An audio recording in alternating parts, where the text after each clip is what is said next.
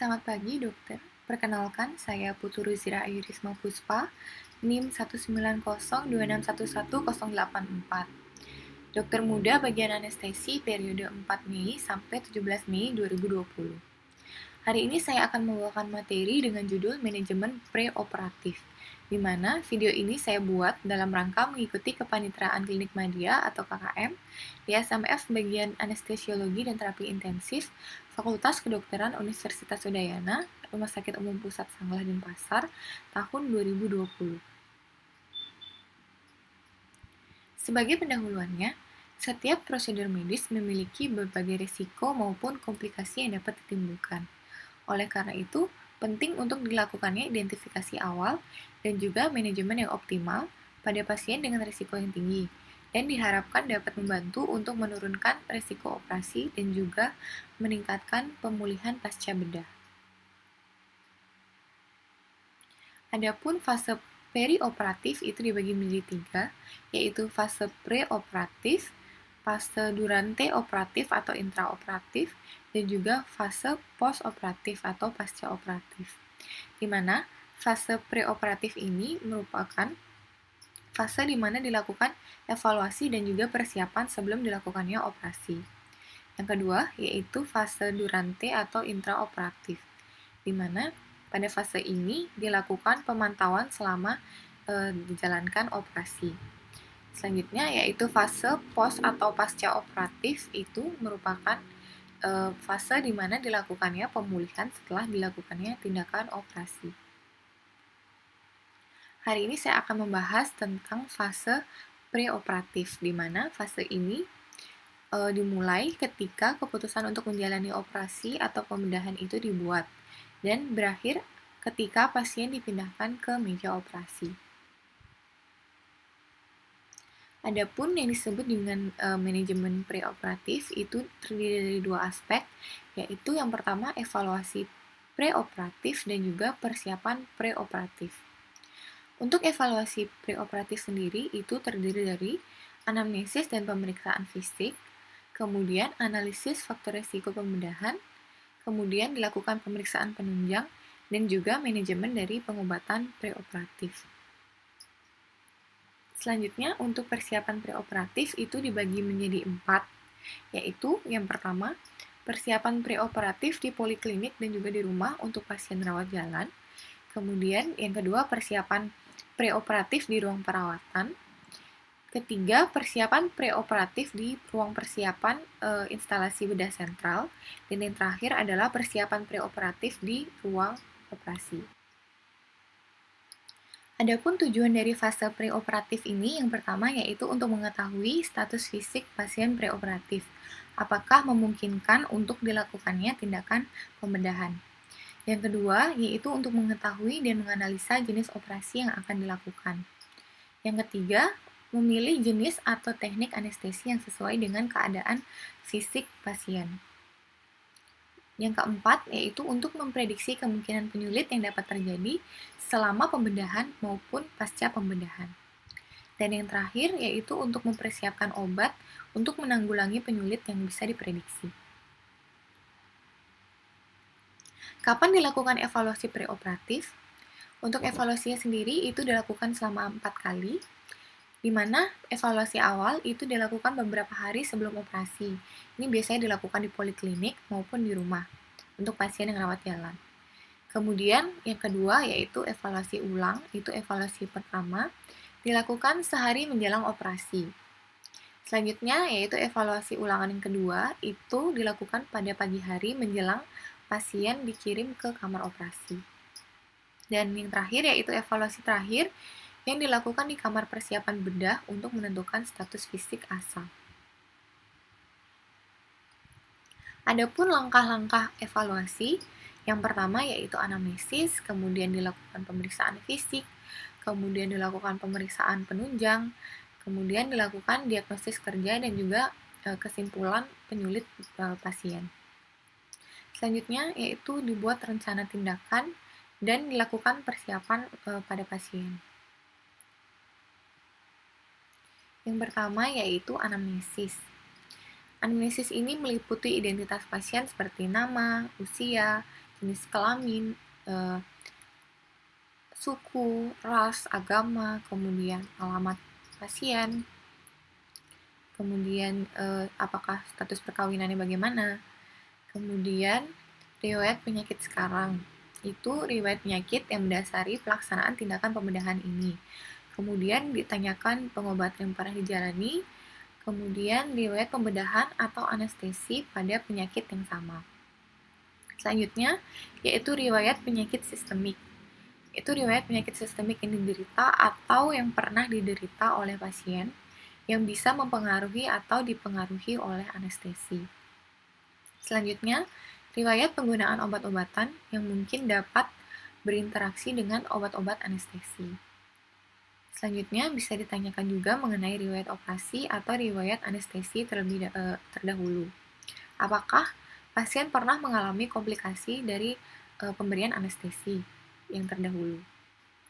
Selanjutnya, yaitu riwayat sosial mencakup kebiasaan merokok, konsumsi alkohol, penggunaan obat-obatan terlarang, misalnya sedatif dan juga narkotika. Selanjutnya, perlu ditanyakan juga riwayat alergi, termasuk alergi obat-obatan.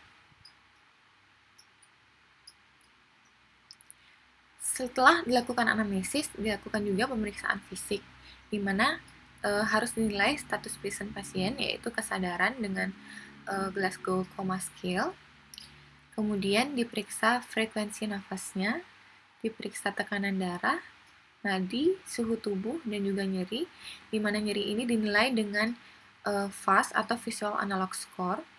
Kemudian diukur juga berat dan tinggi badan pasien. Ini untuk mengukur body mass index dan status nutrisi pasien. Selanjutnya, dilakukan pemeriksaan fisik untuk masing-masing sistem organ. Ini terdiri dari 6B. Yang pertama yaitu brain, yang kedua breathing, yang ketiga blood atau kardiak, yang keempat bowel, yang kelima bladder, dan yang terakhir adalah bone and skin. Untuk 6B yang pertama yaitu brain, itu diperiksa Glasgow Coma Scale, yaitu diperiksa tingkat kesadaran pasien.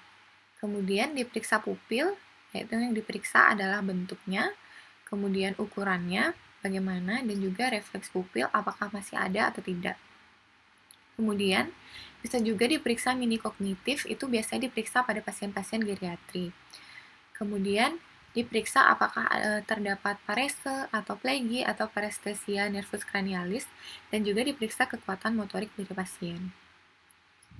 Selanjutnya yaitu breathing, yang diperiksa yaitu inspeksi dengan melihat bentuk dari dada, apakah ada pectus excavatum atau dada yang masuk ke dalam, atau adakah pectus carinatum atau juga disebut sebagai dada burung, dan juga harus diperiksa kesimetrisan dari gerak dada. Kemudian periksa apakah ada jejas maupun kelainan bentuk lainnya. Selanjutnya, yaitu dilakukan palpasi, yaitu harus dicek stem fremitus kanan dan kiri, kemudian dicek apakah ada krepitasi atau tidak yang menunjukkan adanya patah tulang. Selanjutnya, dilakukan pemeriksaan perkusi, yaitu diperiksa atau dinilai apakah didapatkan effusi pleura dengan suara yang redup ataupun massa dengan suara yang tumpul. Selanjutnya dilakukan auskultasi untuk melihat untuk menilai apakah didapatkan suara nafas tambahan. Kemudian bisa juga diperiksa bagaimana saturasi perifernya.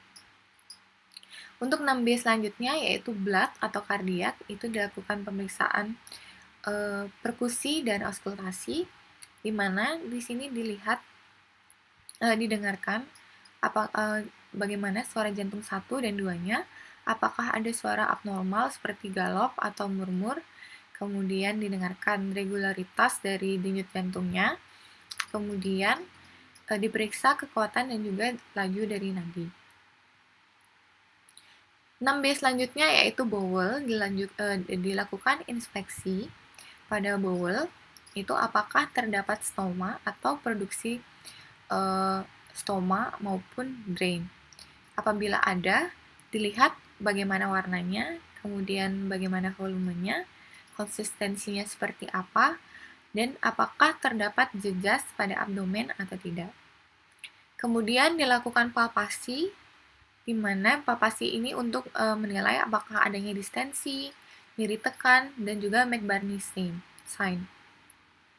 Selanjutnya dilakukan perkusi, apakah didapatkan suaranya timpani atau peka. Selanjutnya yaitu pemeriksaan auskultasi, di mana di sini dinilai bising ususnya dan juga apakah terdapat fluid pada aorta. Untuk 6B selanjutnya yaitu bladder. Di sini kita periksa apakah ada nyeri ketok pada costovertebral angle. Kemudian palpasi untuk menilai bentuk ginjalnya. Kemudian apakah ada nyeri tekan. Kemudian nilai produksi urinnya, yaitu dari warna dan juga volume urinnya. Dan untuk 6B yang terakhir yaitu bone and skin, itu yang pertama adalah nilai apakah pasien mengalami kaku kuduk, patah tulang, kemudian kelainan bentuk leher atau kelainan bentuk tubuh, kemudian kelainan tulang belakang, dan juga malampati. Untuk malampati ini akan dijelaskan lebih lanjut pada slide selanjutnya. Adapun malampati airway classification itu untuk kelas 1, tonsil, uvula, dan juga palatumole itu masih terlihat secara keseluruhan. Kemudian untuk kelas 2 itu palatomole dan palatum durum itu masih terlihat. Kemudian bagian atas tonsil dan juga uvula itu masih terlihat.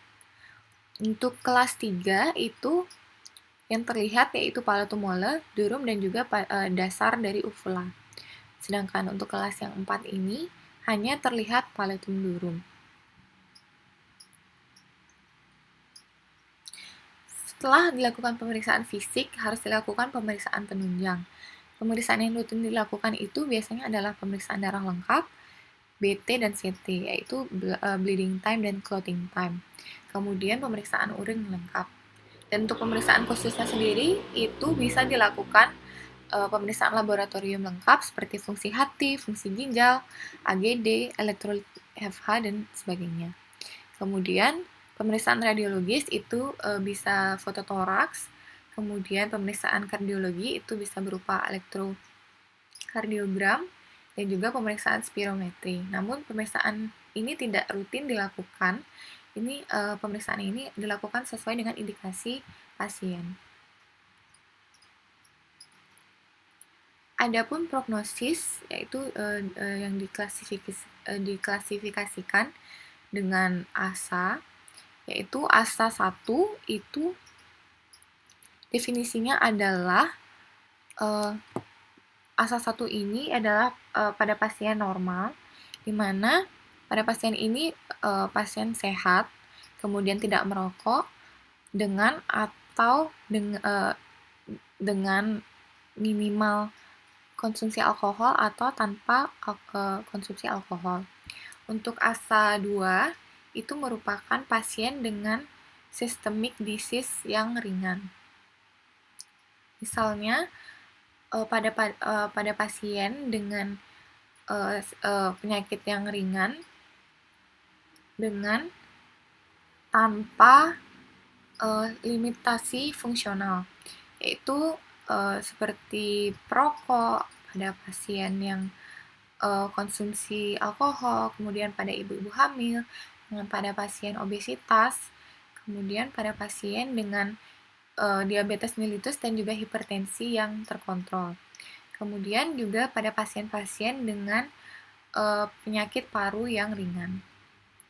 Selanjutnya yaitu untuk ASA 3, di mana ini adalah pasien dengan penyakit sistemik yang berat, yaitu didapatkan adanya limitasi fungsional seperti pada pasien diabetes mellitus dan hipertensi yang tidak terkontrol, kemudian pada pasien dengan COPD, kemudian pada obesitas, kemudian pada pasien dengan ketergantungan alkohol atau penyalahgunaan alkohol, kemudian pada pasien dengan penggunaan alat pacu jantung, kemudian pada pasien-pasien yang melakukan dialisis reguler. atau pada pasien dengan penyakit kardiovaskular. Selanjutnya yaitu asa 4, itu pada pasien dengan penyakit sistemik yang berat yang ada ancaman untuk kematian. Ini penyakitnya itu termasuk penyakit myocardial infarct, kemudian cerebrovascular attack, kemudian transient ischemic attack, kemudian penyakit-penyakit kardiovaskular lainnya, kemudian pasien-pasien yang menjalani hemodialisis namun tidak menjalani secara reguler. Kemudian untuk asa 5 ini pasien-pasien yang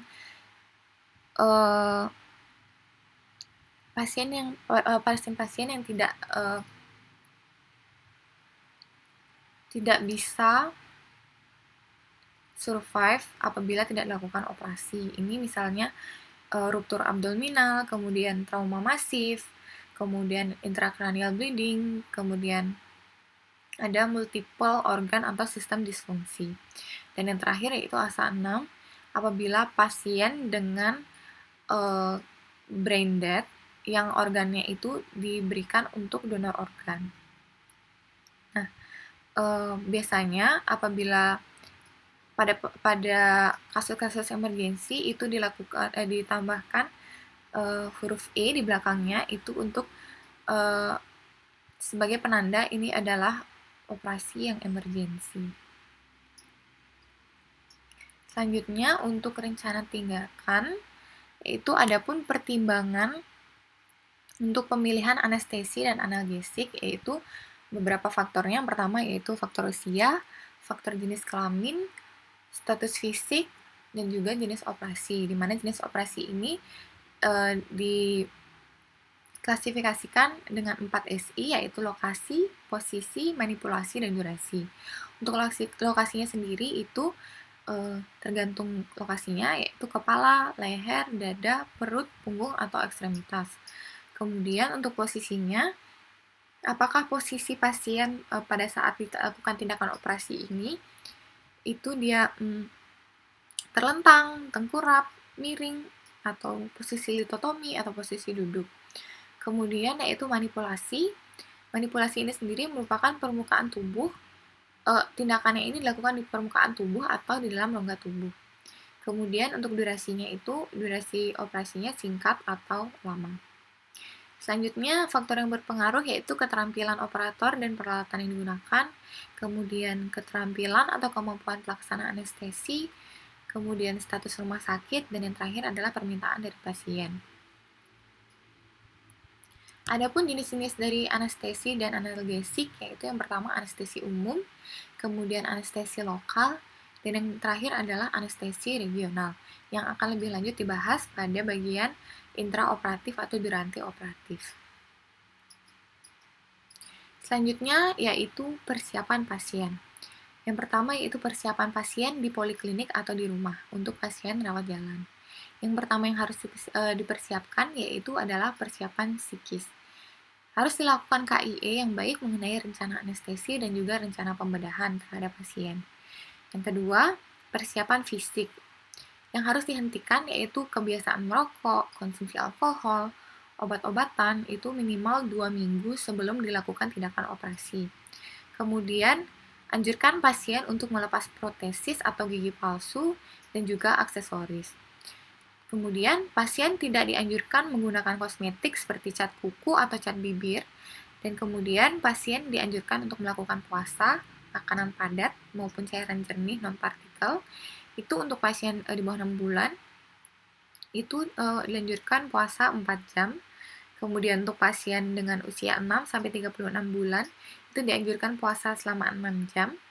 Dan untuk pasien di atas 36 bulan, itu dianjurkan untuk melakukan puasa 8 jam sebelum dilakukannya tindakan operasi. Selanjutnya, persiapannya yaitu mengajak keluarga atau kerabat untuk menemani. Nah, ini diharuskan untuk mengikuti rangkaian prosedur pembedahan itu untuk menjaga kemungkinan terjadinya penyulit yang tidak diinginkan. Dan yang terakhir yaitu menandatangani surat persetujuan tindakan medis, di mana hal ini juga diperlukan adanya saksi. Untuk pasien yang dewasa itu bisa menandatangani sendiri lembar formulir persetujuan tindakan medis. Namun pada pasien bayi, anak, dan orang tua itu dan juga pasien yang tidak sadar itu yang menandatangani bisa salah satu dari keluarga yang menanggung atau keluarga yang menemani. Selanjutnya untuk persiapan pasien di ruang perawatan. Yang pertama sama yaitu persiapan psikis. Bisa diberikan pemberian obat sedatif pada pasien dengan stres berlebihan atau pada pasien yang tidak kooperatif. Pemberiannya itu bisa per oral, itu diberikan malam hari sebelum tidur, dan juga pagi hari 60-90 menit sebelum dibawa ke instalasi bedah sentral. Bisa juga diberikan per rektal, ini biasanya diberikan pada pasien pediatrik, dan diberikannya itu pagi hari sebelum ke instalasi bedah sentral. Selanjutnya, selain persiapan psikis, yaitu adalah persiapan fisik. Itu pasien dimandikan pagi hari sebelum menjelang ke kamar operasi. Dan juga untuk pakaiannya itu diganti dengan pakaian operasi. Selanjutnya yaitu menandatangani surat persetujuan tindakan medis dan juga persiapan khusus untuk pra-anestesi. Dan kemudian untuk persiapan pasien di ruang perawatan itu persiapan fisik yang perlu dilakukan yaitu dilakukan koreksi terhadap kelainan sistemik yang dijumpai saat evaluasi prabedah. Itu misalnya transfusi, dialisis, fisioterapi, itu semuanya disesuaikan dengan prosedur tetap laksana masing-masing penyakit yang diderita oleh pasien.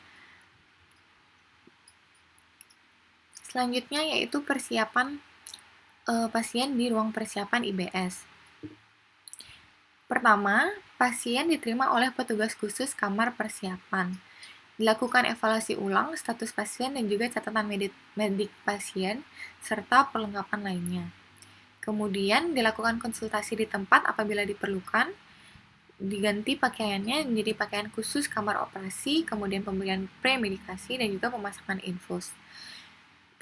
Tujuan dari pemasangan infus ini sendiri yaitu untuk koreksi defisit cairan yang hilang selama masa puasa dan juga selama operasi, kemudian untuk memasukkan obat-obatan selama operasi dan juga sebagai fasilitas transfusi darah.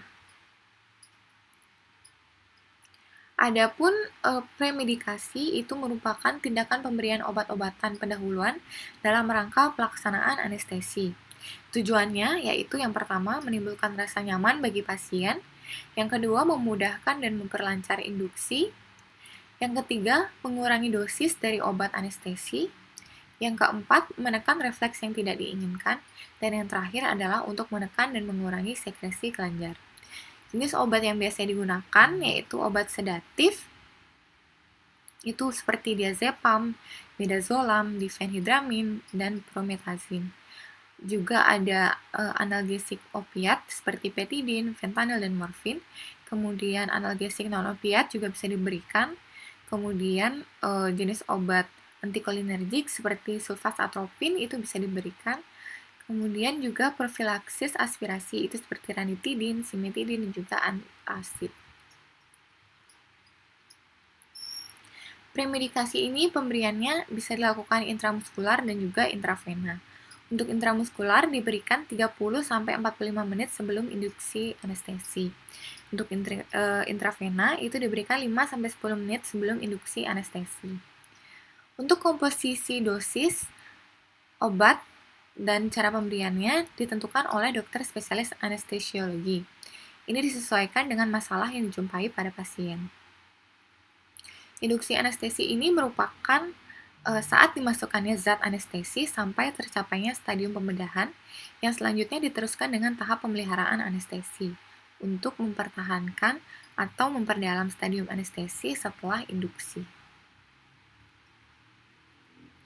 Selanjutnya yaitu persiapan pasien di ruang operasi, di mana persiapan ini meliputi persiapan mesin monitor, mesin anestesi, sistem aliran gas, dan juga infus. Kemudian persiapan alat intubasi, persiapan obat-obatan anestesi yang digunakan, serta obat-obatan darurat atau obat-obatan resusitasi untuk mencegah hal-hal yang mungkin terjadi selama tindakan operatif. Dan yang terakhir yaitu evaluasi ulang tanda-tanda vital pasien. Sekian pemaparan materi untuk fase preoperatif. Selanjutnya akan dilanjutkan dengan fase intra atau durante operatif. Terima kasih.